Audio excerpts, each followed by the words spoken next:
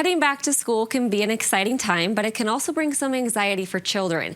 Dr. Annette Gava is a clinical psychologist with the Health One Behavioral Health and Wellness Center. And doctor, first, how can parents tell if their child is stressed out about school? I think the best way to know is to really ask them. So asking them very direct questions like, how are you doing? How are you feeling? And if they kind of shrug their shoulders or give you a non-committal answer, then say, how are you feeling about school? Are you anxious?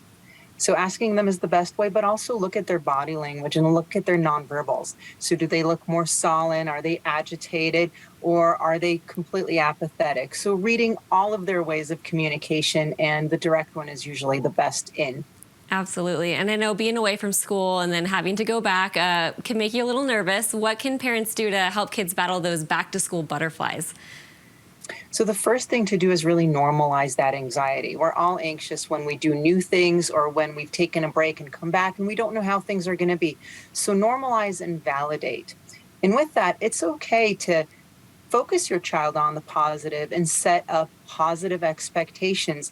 And if your child seems reluctant, then maybe identify one or two things that they can do to help themselves get closer to what they want happening for them.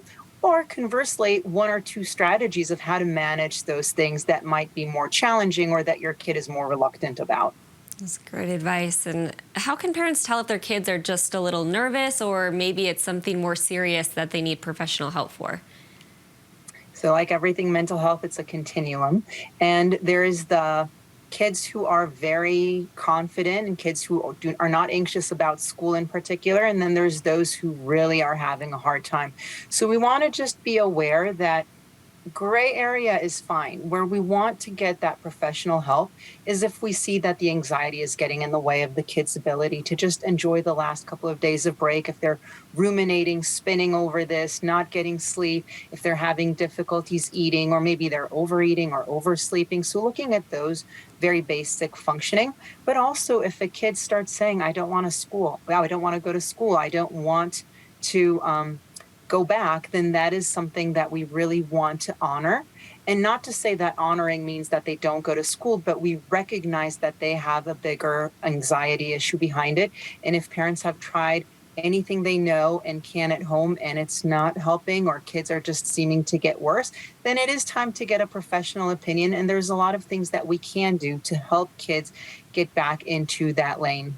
Absolutely. And that was great for parents, but for teachers and other educators, what's the advice for them so they know how to handle back to school stress as well? Well, I think that sometimes we forget that teachers, even though they're pros, they're also human. And same with parents. It doesn't matter how long you've parented, there's always struggles and challenges.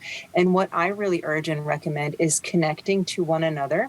So it's really important to connect to your child, but also connect to other parents who are going through the same thing and ask them, what's working for you? What is it that I may not be aware of? Or if there's someone that you can confide in and say, these are my anxieties. What do you think I can or could try?